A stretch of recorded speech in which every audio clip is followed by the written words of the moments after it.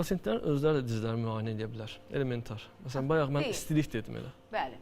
Sadəcə barmaqların uzun toxundurub dizlərindəki istilik, hərarəti hiss etsə, bilsin ki, artıq dizdə nəsə bir problem başlayıb.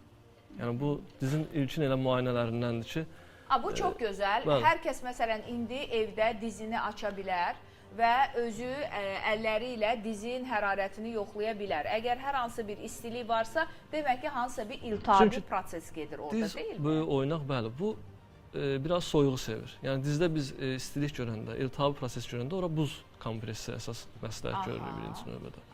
İndi bu ana buz qoysunmu gecə? Əslində bir müayinədən keçib daha yaxşı olar.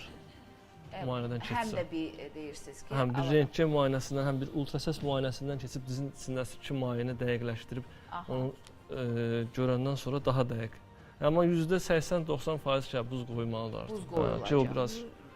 Buzu hər gün qoymalıyım, yoxsa nətər? Yox, onu müalicəvi olaraq, yəni zaten müalicənin içində bir seçim olaraq qoyuruq. Yəni deyirik ki, bu müalicədən sonra gedin buz qoyun bir 10 dəqiqə, 15 dəqiqəlik kompres kimi. Buz, isti, kompres qoyanlar İsti olmaz. İsti ilə mən Bax, mən ona görə toxunmaq istəyirəm. Çünki adamlar var ki, qaynar, düşünürlər ki, onu qoysalar ağrı keçər, sızıltı keçər. Amma əslində nə qədər böyük pislik edirlər. Çox böyük pislik. Mən elçi xəstələrimiz bizdə çox müraciət edib ki, yəni qonşu mənə deyib ki, kələm, ora bir dənə kələmi isit qoyub gəlib, inarsız diz əməlli başlı nə boyda şişmişdi. Şişib gəlirlər. Deyirlər ki, orada duzdur.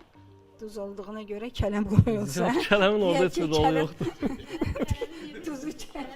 Burada bir adama faydamız toxunur, o da kələm satanlara. Vəssalam. Özümüzə yəni heç bir faydamız toxunmur.